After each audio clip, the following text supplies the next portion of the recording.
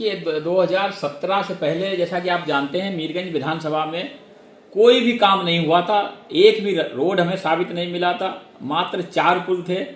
आज आप सब भी देखते हैं कि माननीय मुख्यमंत्री योगी आदित्यनाथ जी ने मीरगंज क्षेत्र के लिए हमें लग रहा हम सबसे ज्यादा देने का काम किया है। आज लघु और दीर्घ से दोनों मिला के 13 पुल बन गए हैं। 2-3 पुलों की मैंने और मांग की कि हमारा दिबना और फतेहगंज, नरखेड़ा और रेतीपुरा या औरंगाबाद पे 2-3 पुल और बन जाएं।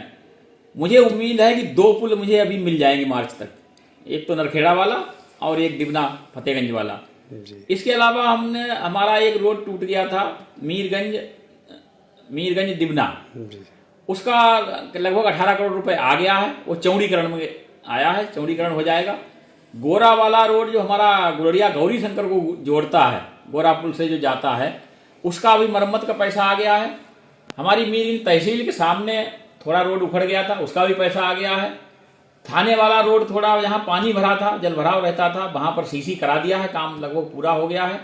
इसके अलावा हमारा एक केरा धौर सतिया के पास रोड उखड़ गया था, उसका भी पैसा आ गया है।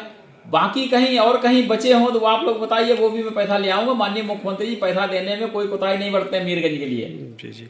तो मीरगंज में जितने भी काम थे ये सब हो गए हैं। एक नई ITI टाटा ITI हमारी मीरगंज में आ रही है 4 करोड़ 12 लाख की। पुरानी ITI जो हमारी अधूरी पड़ी थी 15 से, उसका भी पैसा शायद 1 करोड़ 80 लाख के आसपास आ गया है। उसका शायद टेंडर भी आज निकल गया है। सिंधौली वाले उसका टेंडर निकल गया है।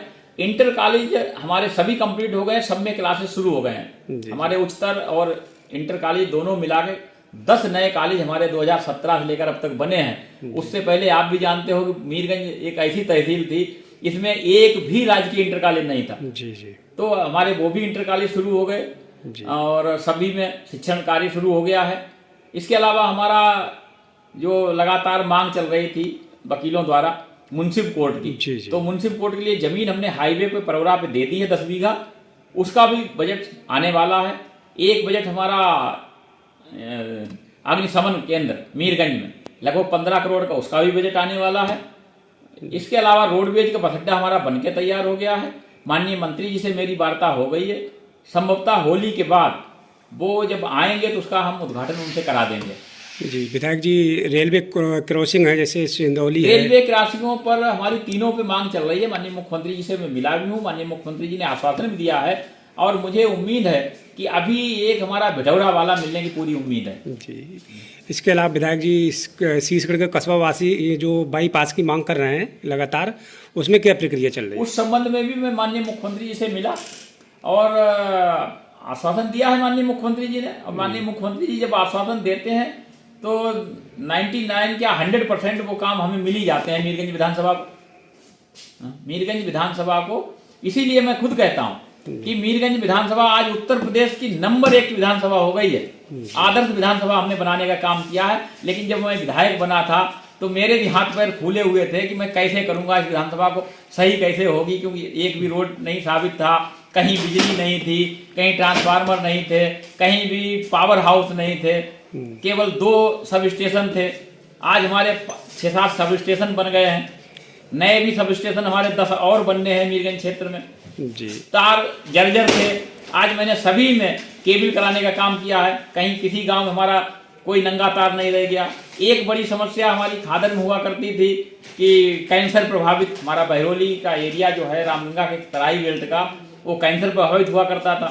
वहां पर 38 STP यूनिटें लगवा कर उसको भी समस्या को दूर करने का काम किया गया।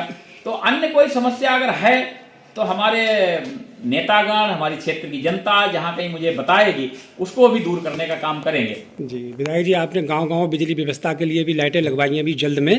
लगभग कितने गांव में आपने लगवाई हैं वो लाइटें?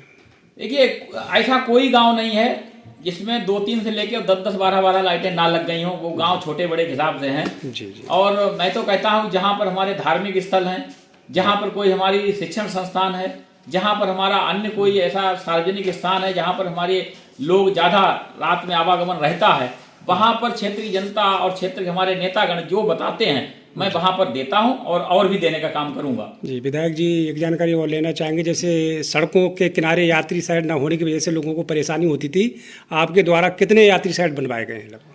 लगभग हमारे समझ लगभग 30 के आसपास बन गए हैं और जहां पर और डिमांड आएगी उनको भी मैं देने का काम करूंगा। जी।